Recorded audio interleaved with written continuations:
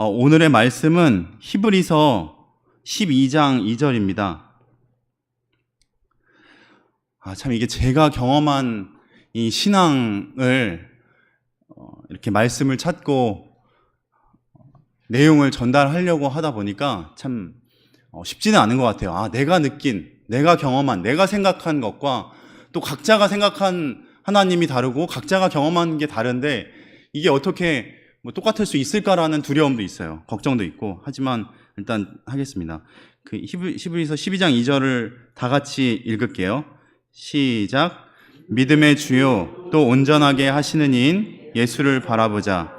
그는 그 앞에 있는 기쁨을 위하여 십자가를 참으사 부끄러움을 개의치 아니하시더니 하나님 보좌 우편에 앉으셨느니라. 아멘. 저의 오늘 제목은 부끄러움입니다. 제목이 부끄러움이에요. 저는 이렇게 부끄러운 사람들도 가장 가까이에 제 아이들, 그 건우, 준우를 볼 때 애들 너무 부끄러움을 많이 타는 거야. 그러니까 사람들 앞에 나가서 모르는 사람들, 예를 들어 청년부 앞에 오는 것도 이게 모르는 사람들 앞에 딱 이렇게 나오는 게 되게 부끄러워하고 이렇게 숨고 그런 것들을 볼 때 처음에는 잘 이해가 안 됐어요. 근데 그냥 이렇게 인정하고 있는 거죠. 그리고 목사님하고 이렇게 얘기를 할 때, 나는 그 예수님을 처음 믿었을 때, 그때, 저는 좀 혼이 많이 났어요. 많이 났지 않았지. 가끔, 아주 가끔, 한 몇 번, 손에 꼽을 만큼, 한 3-4번? 한 2-3번? 이렇게 크게 혼난 거는. 혼났다는 거는 내 친구한테 혼났겠어? 아니죠. 어떤 그 조직의 권위한테 혼난 거죠. 예를 들면 우리 교회로 따지면 목사님이나 장로님이나 이런 분들한테 권위한테 혼이 나는 겁니다. 혼이 난 이유는 뭐냐면 주로 어떤 나의 이기성,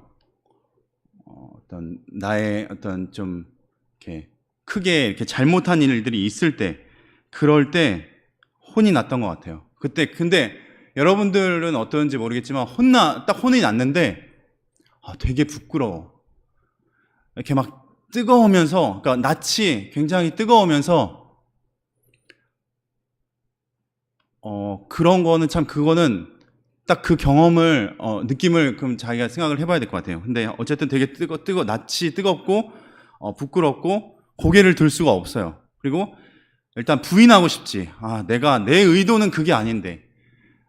당신이 얘기한 그런 잘못, 어떤 결과, 어떤 그 이기성의 그렇게 너무 심하게 나한테 얘기하지 않아도 되는데, 라고 나는 부인을 하고 싶죠.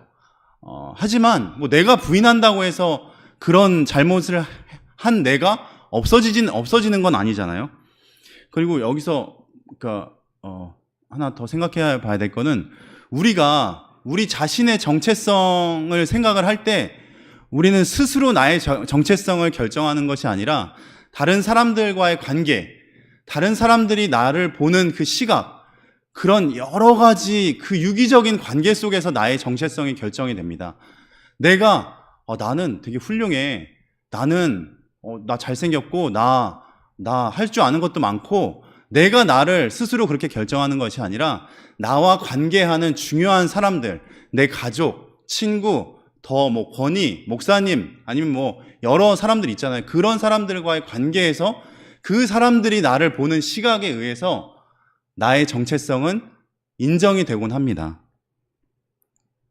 그래서 엄청 그렇게 부끄러웠어요. 그렇게 혼났던 경험들을 이렇게 떠올리게 됐어요. 근데 참 그 부끄러울 때 저는 은혜가 있었던 것 같아요. 은혜. 이번에 유년부 교리 공과를 하나를 맡아서 이제 가르쳤는데 그 주제가 하나님의 선택과 은혜였거든요. 저는 근데 그 은혜가 사실은 이번에 이렇게 저도 가르치려고 공부를 하면서 생각을 했죠. 은혜가 뭔가 하도 교회에서 은혜 하는데, 근데 참 이렇게 제가 공부를 하면서 은혜가 되는데, 참 이거를 여러분들한테 잘 전달을 하고 싶은데 전달을 하기는 쉽지가 않아요. 어쨌든 부끄러웠는데 그 부끄러운 그 과정, 그 순간이 은혜가 됐어요, 저에게는. 그래서 그게 왜 은혜가 됐을까? 또 성경에서는 부끄러움이 왜 우리는 이렇게 부끄러울까? 그런 거를 한번 좀 생각을 해보고 싶어서 이런 주제를 잡고 했습니다. 그래서 네.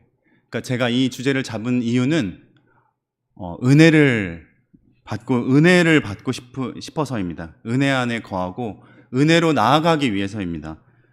그래서 한번 그 시간 날 때 주중에 한번 질문도 했어요. 이렇게 만나는 친구들마다. 우리 기훈이한테도 내가 한번 물어봤어. 기훈이한테 부끄러웠던 기억이 있냐고 하니까 기훈이는 부끄러운 기억을 지워버렸다고 얘기하더라고. 아주 멋있는 대답이었어. 기억 안 나니?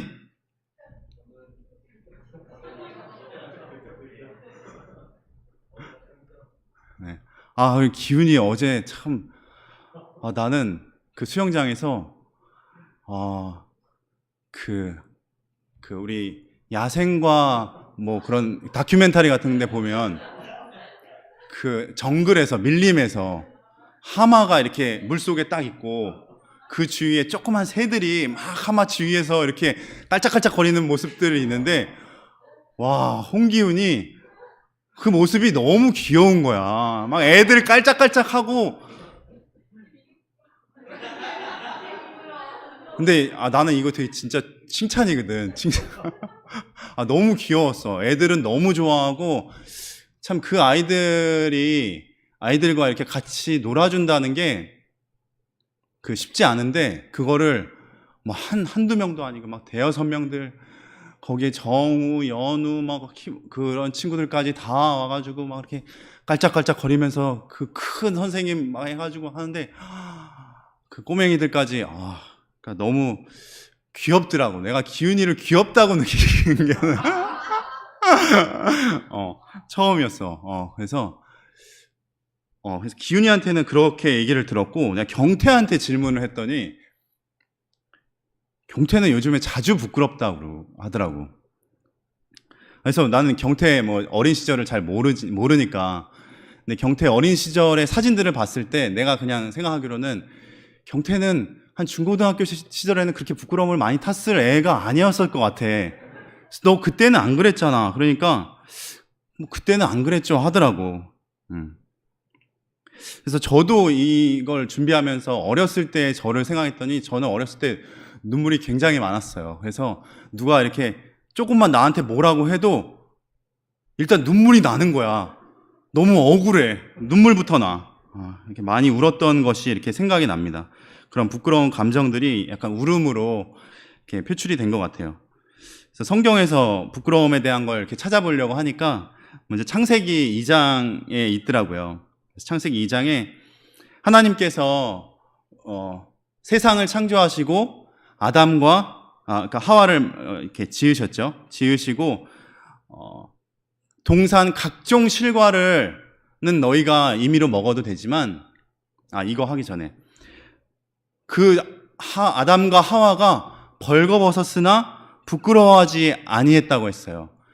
처음 만드신 그 세상에서는, 그 세상과 아담과 하와에게는 부끄러움이 없었어요.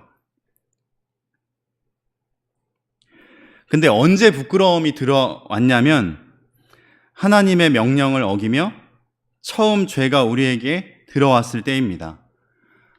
동산 각종 실과는 네가 임의로 먹어도 되지만 저 선악과는 너가 먹었을 때 반드시 죽을 것이다 라고 했죠. 근데 하와는 뱀과 얘기했을 때, 뱀과 대화했을 때 하나님께서 먹지도 말고 만지지도 말라, 그리고 먹었을 때는 죽을까? 죽을 수도 있을까? 했다라고 뱀에게 살짝 틀어서 얘기를 했어요. 뱀은, 그러니까 사단은 한 걸음 더 나가서 너가 그걸 먹어도 안 죽을 거야. 하나님과 같이 될 거야 라고 했어요. 그렇지만 하와 아담은 선악과를 먹었죠. 하와가 먼저 먹고 아담에게 주어서 아담도 먹었습니다. 창세기 3장 7절에는 이에 그들의 눈이 밝아져 자기들이 벗은 줄을 알고 무화과 나무 잎을 엮어서 치마로 삼았더라 라고 했습니다. 치마로 삼았다는 것은 부끄러움을 알게 됐다는 것이고, 줄이 현수야, 잤지?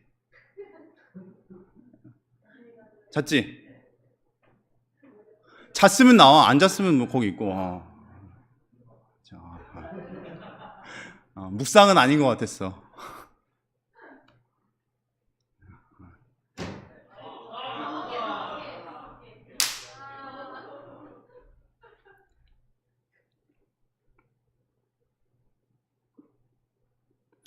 치마를 무화과 나무 잎을 엮어서 삼았다는 것은 그들이 부끄러움을 알게 되었고 그것을 가리웠다는 것입니다.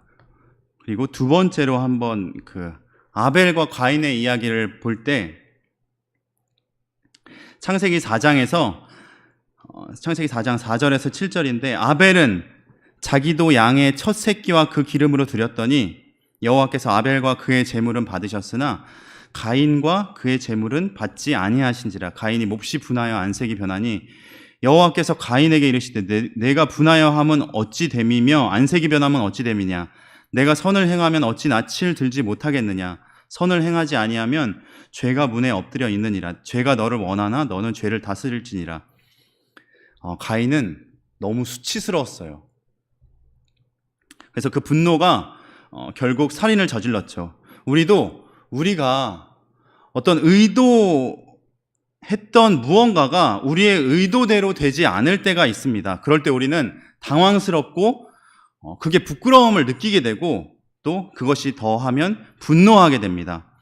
처음 아담의 범죄로부터 부끄러움은 시작되었고 죄악을 저지를 때 부끄럽습니다. 더 구체적으로는 내 일이 의도대로 되지 않을 때 부끄러울 수 있고 그것이 분노로 발전합니다. 또 부끄러움의 결과는 숨거나 가리고 또 화를 내는 것입니다. 시편에는 이런 말씀이 있어요. 내가 주의 계명에 주의할 때에는 부끄럽지 아니하리이다. 계명에 주의할 수가 없습니다. 참 우리 자신을 볼 때 아까 용호가 이렇게 기도를 했잖아요. 참 우리는 그러니까 난 용호의 기도를 들으면서 그러니까 하나님 앞에서 일주일간의 그 삶 속에서 무언가를 내가 하지 못했다는 그러한 것 때문에 너무 고개를 들지 못하는 것 같고 참 그런 안타까운 마음이 있어요. 그런 생각이 들어요. 그러니까 우리는 그것이 잘못됐고 나쁘다는 것이 아니라 우리는 그러합니다. 우리는 그러한 존재입니다.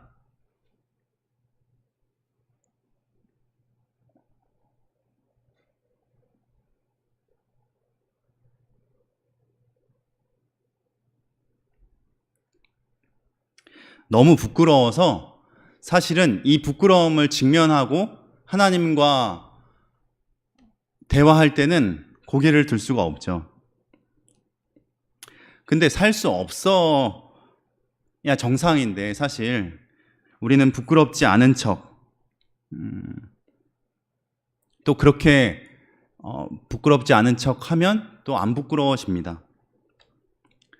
이것이 아까 타인과의 관계에서 타인의 시선과 타인이 나를 바라보는 그런 관점에서 우리의 정체성이 있다고 했는데 이런 것도 관계가 있습니다.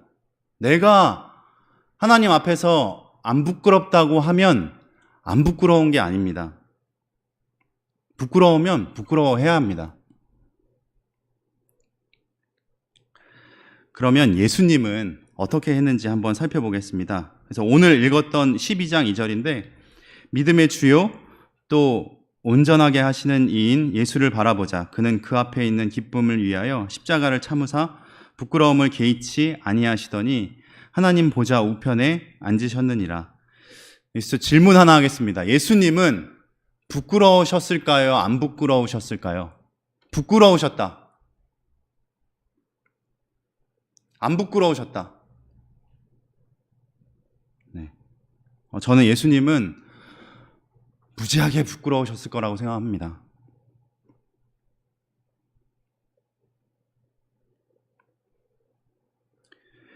예수님은 완전한 하나님이시기도 하지만 완전한 사람이기 때문입니다.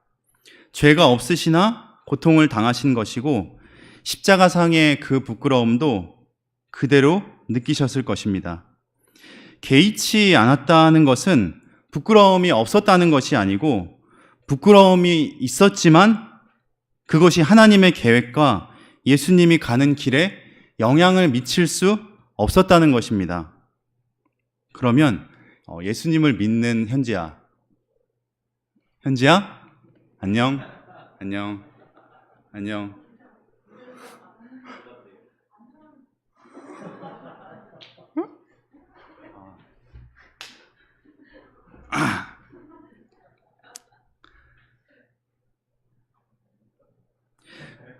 그러면 예수님을 믿는 우리는 어떻게 해야 할까요? 참 이게 사실 되게 저도 그렇습니다. 제가 아까 처음 서두에 내가 혼이 되게 부끄러웠어요. 부끄러운 그 순간에 낯이 뜨겁고 내 어떤 그 문제를 부인하고 싶고 나는 그런 사람이 아닌데 너가 나를 잘못 보고 있어 라고 얘기를 하고 싶지만 그렇게 얘기를 하지는 않았고 우리가 사실 그렇게 얘기를 할 수는 없죠. 우리가 사는 그 세상에서의 우리의 권위한테. 그래서 그러면 그 순간에 어떻게 은혜 가운데로 갈 수 있는지 그거는 그러니까 이거는 한번 느껴봐야 될 것 같아요. 저는 그래서 여러분들은 누구한테 사실 혼난 적이 있나요? 다 커서 내가 성인이 돼서 20살 이상이 됐는데 누구한테 혼난 경험이 있어요? 혼난 경험이 있는 사람. 목사님 누구한테 혼나셨습니까? 많이 혼나. 네, 안 물어보겠습니다. 일주 누구한테 혼났어? 지금 회사 다니는데 회사 상사? 우리 주리 엄마 아빠? 현지는 있어? 혼난 사람이 있어? 진현이 혼 좀 났니?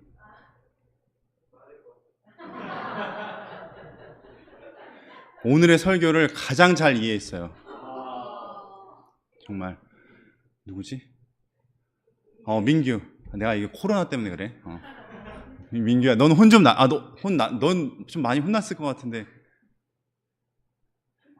아빠, 맞아. 종성이는? 상사. 윤경이 혼 좀 났니? 혼난 적 없어?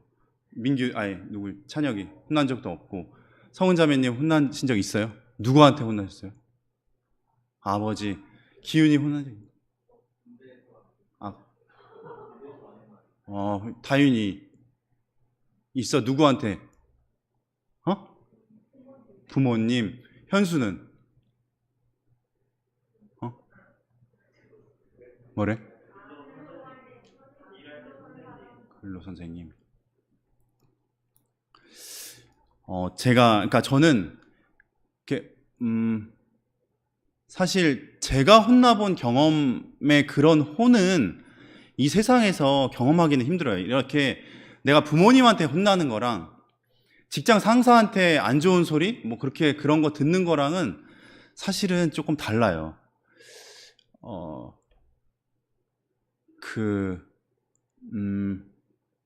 모르겠어요. 여러분도 어떻게 생각하는지 모르겠지만 나는 직장 상사는 좀 다를 수 있지. 만약에 가정 속에서 부모님한테 혼난다는 거는 난 잔소리로밖에 여겨지지가 않아. 이게 거의 그냥 그 어떤 생활이지. 그냥 생활, 그냥 너 이것 좀 이렇게 해, 아니면 이렇게 해. 아니 정말 내가 크게 잘못했을 때 정말 부모님이 나를 딱 데리고 야 이거 진지하게 우리 한번 생각해 보자. 너가 이렇게 살아서는 안 된다 라고 혼이 나는 그런 게 아니면, 부모님이 나를 딱 불러서 너는 앞으로 그렇게 살면 안 돼, 사회에서 큰일 나, 정말 걱정하시는 마음으로 그렇게 혼이 나는 게 아니면 혼나는 게 아니야. 그건 그냥 생활이고 잔소리지. 혼난다는 거는 그거지. 정말 그렇게 살면 안 돼. 너 그렇게 살면 안 돼. 세상에서 그렇게 살면 안 되고, 예수님을 믿는 사람이 그렇게 하면 안 돼. 그러니까 굉장히 나의 이기적인 모습, 너 그렇게 이기적으로 살면 안 돼 라고 나는 혼이 많이 났거든. 근데 그게 참 그런 조직 속에서 어떤 사랑과, 그러니까 나를 그냥 거의 직장 상사가 사실 사랑하는 마음을 가지고 나를 혼내면 그 직장 상사는 아주 훌륭하신 분이지. 하지만 그런 사람은 거의 없지. 직장 속에서는 그냥 서로의 그 이해관계 속에서 움직이기 때문에 내 이해관계가 터치가 받으면 그것이 이제 아랫사람이면 그걸 내가 터치 받지 않기 위해서, 내가 살아남기 위해서 주의를 시키는 거지. 그래서 사실은 이런 사랑하는 관계 속에서 우리는 사실은 혼이 많이 나야 돼요. 혼이 많이 나고, 그때 어떤 그 부끄러움을 느껴야 되죠. 그 부끄러움을 느끼고 그 부끄러움 속으로 들어가서 이제 우리가 이 본문을 읽었던 예수님께서는 사실 본인이 어떤 이렇게 누구한테 터치를 받으실 입장과 그런 상황이 아닌데 온 백성들로부터 거역을 받은 그런 상황의 그런 부끄러움을 개의치 않으시고 나가신 거거든요. 사실 우리가 청년으로서 성장을 하려면 그러한 사랑하는 관계 속에서, 혼나는 경험 속에서, 그 부끄러움 속에 들어가서 그것을 개의치 않고 살아갈 수 있어야 돼요. 사실 그러면 우리 자신은 하나님 앞에서 성장합니다.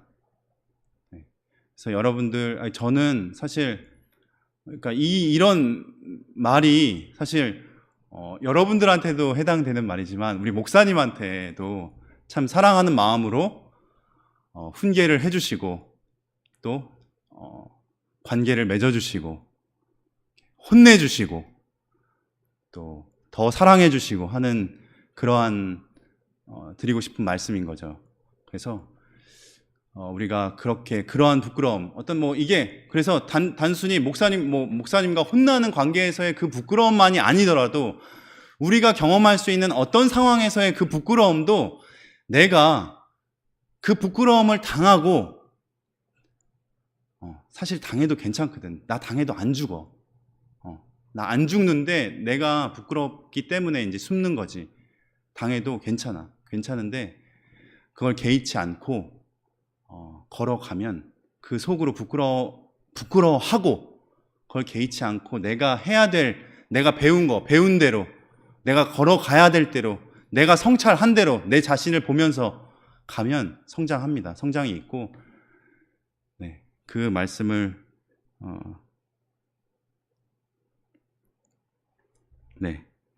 드리고 싶고, 마지막으로 로마서 5장 5절을 한번 읽겠습니다.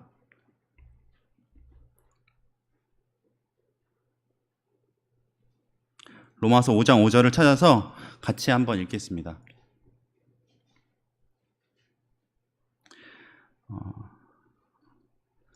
찾으셨으면 시작. 소망이 우리를 부끄럽게 하지 아니함은 우리에게 주신 성령으로 말미암아 하나님의 사랑이 우리 마음에 부은 바 됨이니.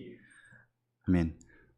사실 우리가 정말 부끄럽지만 부끄러움을 개의치 않을 수 있는 것은 소망과 성령으로 말미암아 우리에게 부어주신 하나님의 사랑 때문입니다.